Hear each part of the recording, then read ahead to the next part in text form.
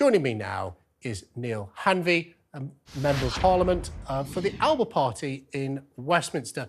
Neale, you're their group leader. How does the Alba Party feel about the Prime Minister's statement that the Conservatives are going to do very well in Scotland? Well, I think you would expect any leader of any party to talk up their prospects heading into an election year. I think it would be quite unbelievable and probably more newsworthy if he said they were going to get a drubbing. But, you know, the position for the Conservatives is very challenging, not least because of the economic explosion caused by Rishi Sunak's predecessor, but also on a range of other policies that the people of Scotland will take a very different view to many others down south, not least on the Rwanda deportation scheme and immigration more generally. So I think he has a huge amount of work to do to rebuild any form of credibility that the party have after the Truss incident. But certainly Scottish politics is a very interesting place at the moment. You know, we've got every problem in every party. And I think the real risk is that people will win by default, as happened in Rutherglen with very low turnout, and many, particularly independence supporting voters, staying at home because they are as upset with the SNP as they are with the Westminster parties. So it's Neale, difficult to predict. Can't people go out if they really care about independence and vote for your party? How many MPs do you think Alba could potentially or will win at the next general election?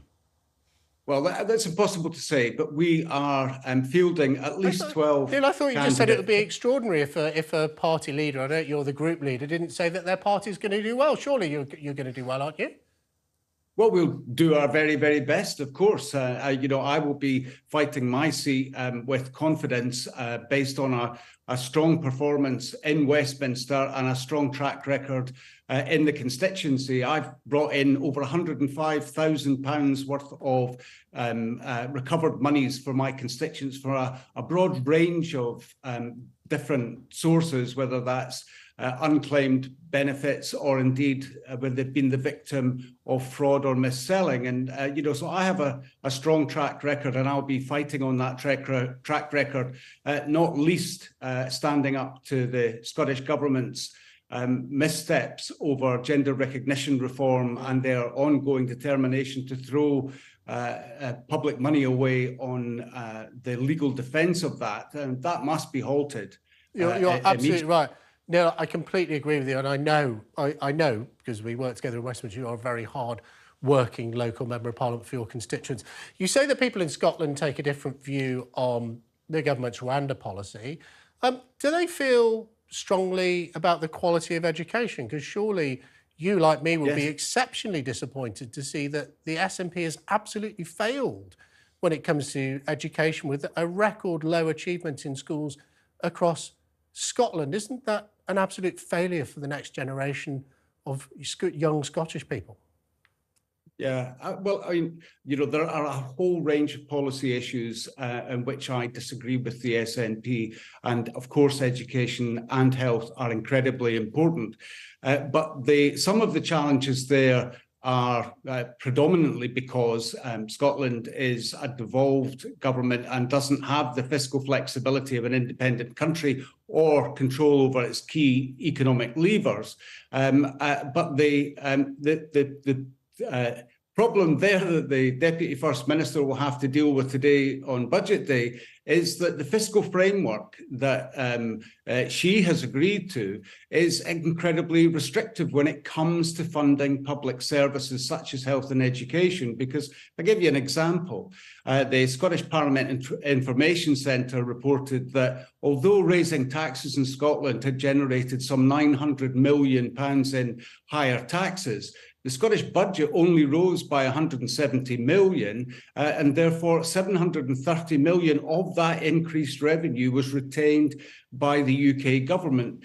So it really underscores that it's only with independence that we can have the responsibility for those issues, but also have the power to use that economic income and prioritise economic development for the betterment of the people. So I'm not making any excuses for the SNP's issues when it comes to education, health and other services, but the real opportunity only comes when we have the full powers of an independent country. Neale, you've made that point. And of course, the SNP has really sought to deliver some sort of socialist utopia. We hear they're about to whack up taxes once again. They've got a £1.5 billion hole in their budget. Education's failing. The NHS is failing. They've got failures in ferry contracts. They've just been slapped on the wrist for having international activities that's beyond the scope of the Scottish Government.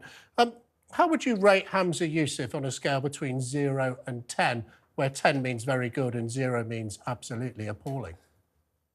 Well, I think to be fair and generous to Hamza, he inherited a huge range of problems, not least the persistence with throwing good money after bad on various projects that his predecessor really didn't have her eye on the ball on. And I think, there are the examples of the legal costs for, responding to GRR and various other things where, £500 million for one example with the salmon defence was frittered away. That public money is necessary for frontline services. And that just demonstrates that you should have your eye on the ball and think about the public that you serve whenever you're in politics. And I think that's the big problem. And Hamza Yusuf, we've tried our very best to encourage him to get back on track, to get the priorities of the people front and centre.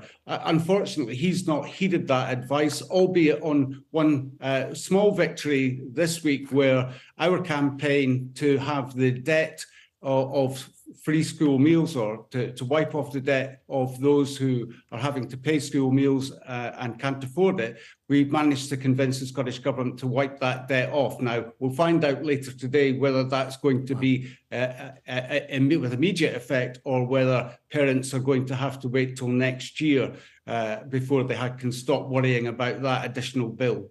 Neale, thank you so much for joining us. Keep campaigning. I think there's not a campervan's chance in hell that you're going to get everything you want out of Hamza Yusuf. But yeah, keep pushing him, keep fighting. Thanks very much for